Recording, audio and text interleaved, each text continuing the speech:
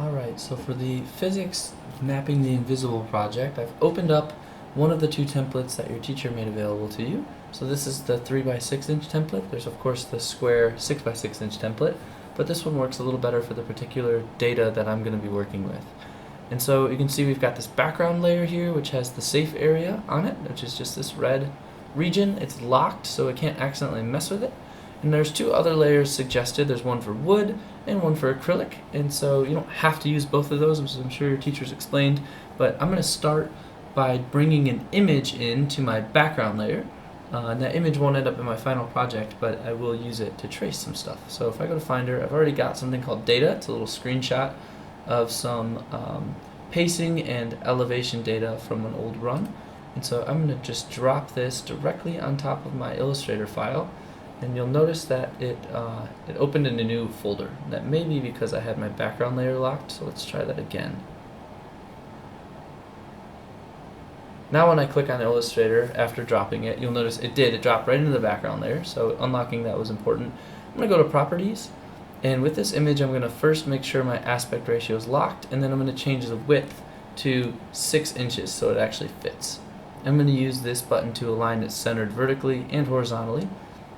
And you can see some of this is outside the safe area, but what I'm actually going to be tracing is pretty well contained within the safe area. So I'm going to go back to my layers and lock the background again so I can't accidentally move this image and get it off center. And then I'm going to click on wood to make sure that I'm drawing on the wood layer. I'm going to grab my pen tool and then come over here and click this black and white button right here, the little one, to just reset to the default fill and stroke. And then making sure that this white fill rectangle is clicked, I'm going to actually choose none so that I don't end up with a fill painting in between my lines. I just want the black stroke.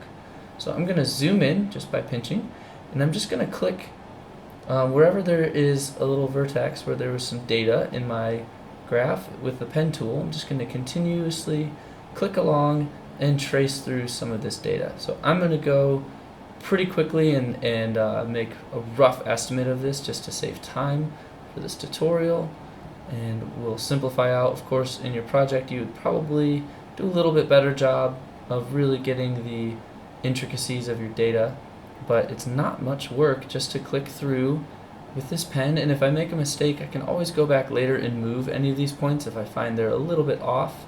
But I'm just going to go through, I'm going to simplify that down, and continuously I'm going to get less and less accurate. I'm just using 2 fingers to scroll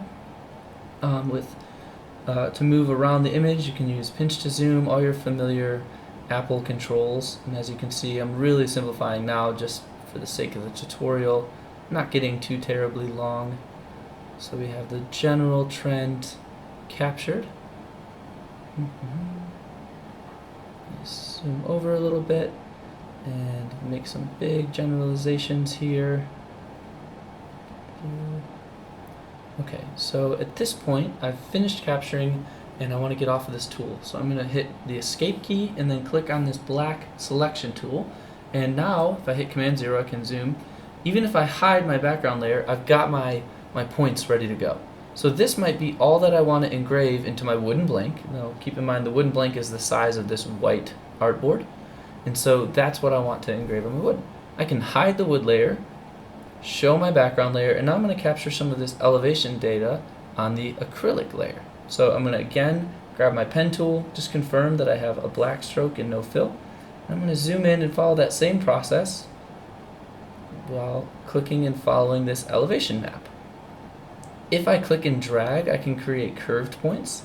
If you're not familiar with the pen tool, it can be a little bit weird, a little bit hard to get used to at first, but you're certainly welcome to. Or if you just continuously click, click, click, you will get sharp points like we did on the previous one. That's totally up to you which one you want to go with, but I'm just going to trace along and capture some of this elevation data, and I'll zoom out, and basically it was more or less flat. Again, I'm going to speed through this, making really general approximations for the sake of this tutorial, but you can see the general process.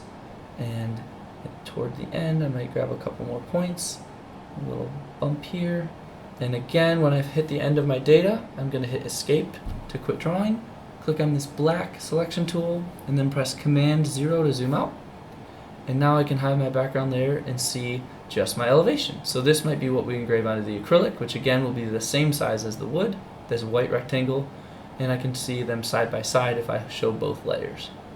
So that's really all there is to it. So to submit, you'll want to make sure your background layer is hidden and that both layers are there and visible. We'll probably just hide one, then hide the other when we go to print on these different materials. But that's really it. I'm going to make sure that I save this. And when you save it and submit it, make sure you give it a name that includes your first and last name so that when we're in the lab cutting these, I know whose file I'm actually looking at. I appreciate that greatly.